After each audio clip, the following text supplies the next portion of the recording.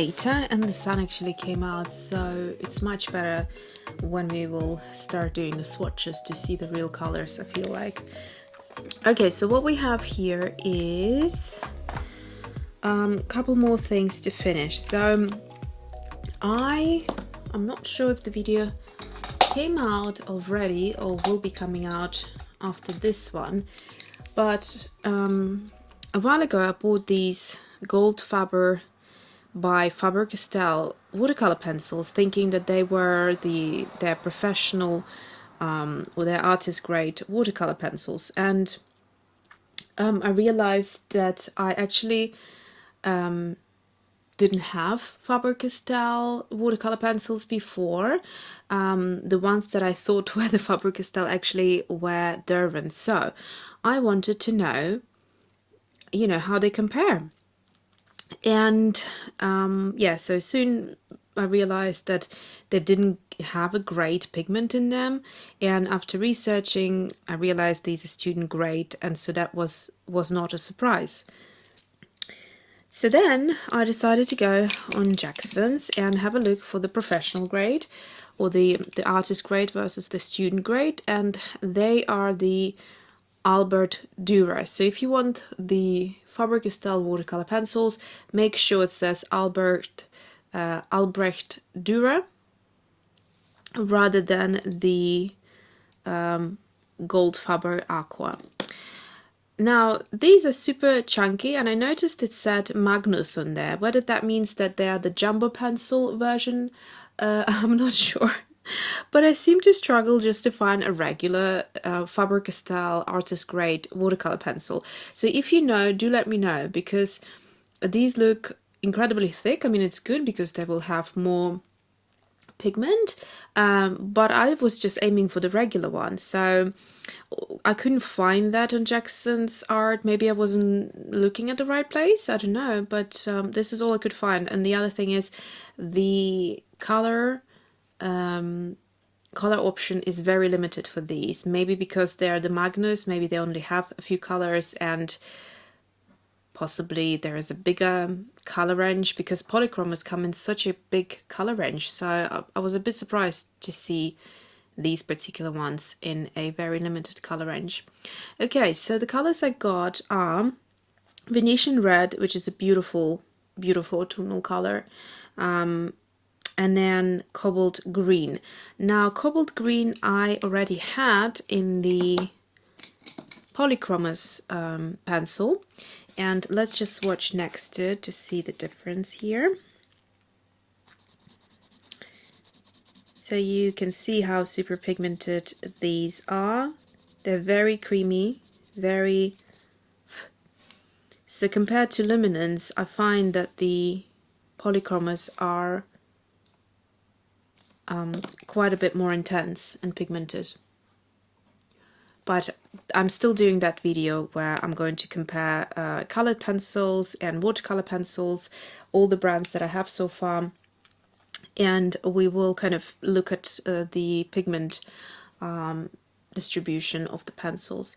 The other color I got is just a white, and I swatched it out here, which obviously will be hard to pick up on video, and then on the black I have done a bit of swatching just to see how pigmented it is. It does seem to have a fair amount of pigment, and the reason I got the white is just again to experiment mixing it with the watercolor pencils and creating perhaps more milkier versions of the colors. So that's that for the swatches. And then I also would like to share the Neptune brushes. So I got these brushes and I am quite excited to try them out, and I have been waiting to do this video so I can take everything out and start using them. So it has, this set has 4 brushes in here. So this is the Neptune range by Princeton, and when I first started with watercolors I really liked their Princeton brushes, which are these ones here, just the regular Princeton Art and Brush Co. And yeah, they they were fun to use, but since I have kind of, you know, done watercolor for a few years quite often and regularly, I don't use this anymore. I find that they're great for when you start with watercolor, and my favorite brushes now at the minute would be basically these three. So the Quill by Jackson's Art, they're great as just a basic brush for doing things like swatches and stuff like that. I have actually two because I love them a lot. I have a bigger size as well. And then what else? And then another Jackson's that I love doing watercolors with is the Raven. I think I always link up my favorite brushes down below, so if you're interested you can check them out. And then finally Silver Black Velvet. I have quite a few of those brushes. They're a lot more pricier, but they're just beautiful. And yeah, so those are my top three type of a brush. And then I have heard a lot about these Neptunes, and I really wanted to try them. So they are synthetic hair, so they're great for animal-friendly products. I love the fact that the handle is actually so light that you can feel all the weight is at the. It feels quite unusual. The weight is right here at the barrel, and in the set you get a round 12, a round 4, so great for detailing, and a larger brush, so that's perfect.